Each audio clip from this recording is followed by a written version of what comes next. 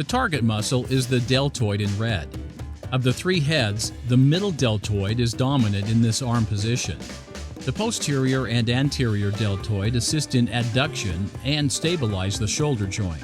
The supraspinatus assists at the start, and the upper trapezius assists if the elbows are raised above the shoulder level. A scapular force couple is produced by the upper trapezius, lower trapezius, and satirius anterior during upward rotation of the scapula with arm abduction. The spinal erectors, working with the other core muscles, stabilize the spine. The muscles covered with brown are the rotator cuff muscles. The rotator cuff is a group of muscles in the shoulder connecting the upper arm, humerus, and the scapula. The rotator cuff provides stability to the shoulder. Scapulohumeral rhythm, a regular pattern of scapular rotation that accompanies and facilitates humeral abduction. Beyond 30 degrees abduction, there is 1 degree of scapular rotation for 2 degrees of humerus elevation. In the left side, abduction in the frontal plane. In the right, abduction in the scapular plane. According to Newman in 2012, adducting the shoulder in the scapular plane is a more neutral movement to the shoulder joint. Shoulder abduction in the frontal plane is not very natural.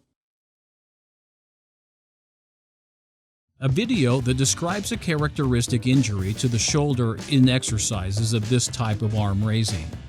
Parulo roteake, mitgogani, jobaji nido, ijobaji noon sangha noon, pinchorina, guanjare yunwal chumani rule, wihipal, su, itsumida, tohan tuksangunayam chumbar rule, yahi hamnido, kuksangun gunmane de pyojigin jun sang noon, pulbo rote 6090 dosai asa, ton chamul, nuki noon, gut, imnida, wehwejanu tong he, chom jajigin, yum chanul, pihal, su, itsumida, wehwejanu tong he, dagiltori, pyunbon, tibishoguro, jinal, su, itke, wenida, sarerehe teake, ton chuni, isu singiyo, palkun chigai tangul, hian hadoro, salcha, hwejan sikiju seyo, hwejanun chom jajigin ake, moon jailul, chorujual, kasim nida, eruke gunya no rimin gongani, jobaji minsa, ake hincharina yunwal tumaniha, wihyat bot chimon, palkun chiha, tangul, hian hadorok, salcha, hwejan hamyan, ake, mit, gongani, no bajigo, wihyabi, juradul ke, wenida.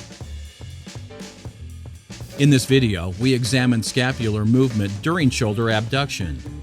The scapula hangs from the clavicle and is connected by the shoulder joint to the humerus. Now we'll add the deltoid and supraspinatus muscles. Contracting these muscles adducts the arm. But pay attention to what happens to the scapula. To prevent this collapse, we'll add muscles to stabilize it. From above, we will connect the upper trapezius, from below, the lower trapezius, and to this we'll add another muscle, the serratus anterior. Note that these three muscles working together rotate the scapula back to the previous condition. Now we can see here that during shoulder abduction, these muscles stabilize and even rotate the scapula upward. We have full cooperation here among all the muscles, which enables us to raise our arm high. A scapular force couple is produced by the upper trapezius, lower trapezius, and serratus anterior during upward rotation of the scapula with arm abduction. Is there a difference between using a cable and using a dumbbell when performing the lateral shoulder raise exercise, assuming the same weight on the cable and on the dumbbell? It is important to understand that not all of the load from the dumbbell moves to the muscle. The load on the muscle depends on the angle between the resistive force and the limb that moves. At an angle of 90 degrees between the arm and the resistive force, the deltoid muscle works against 100% of the load. On the other hand, working against a low cable creates an angle of about 30 degrees between the cable and the arm. At this angle, the resistive force is about half as much, and therefore the load on the deltoid is about 50%. When we lower the arms, the situation reverses. The angle between the cable and the arm becomes 90 degrees. Therefore, in this position, the load on the deltoid muscle is maximal. On the other hand, the force of the dumbbell pulls the arm down and creates very low resistive force, almost none in fact. When the dumbbell is on the side of the body, the deltoid makes almost no effort except the partial work it does to stabilize the joint. If we want to strengthen the deltoid when the arms are at the sides of the body, it is best to work against a low cable. If we want to reach maximal effort when the arms are far from the body, use the dumbbells. For effective training, it is best to combine the two. Scapulohumeral rhythm. When we perform shoulder abduction, the movement is made not only in the shoulder but in other joints that are an essential part of the movement. You can see clearly that with lateral raise, both the scapula and the clavicle participate in the movement. In the first part of the movement, in which the arm is abducted up to 120 degrees, the scapula moves almost not at all. At this angle, the humerus rotates externally by 45 degrees. The clavicle elevates 25 degrees through the sternoclavicular joint, and the scapula rotates upward through the acromyoclavicle joint by 35 degrees.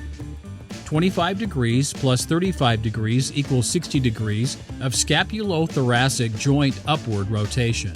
Full shoulder abduction. Scapulohumeral rhythm.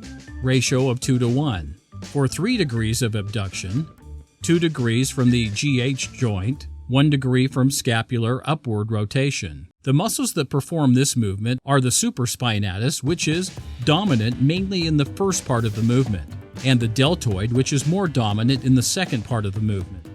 The muscles in pink assist in upward rotation.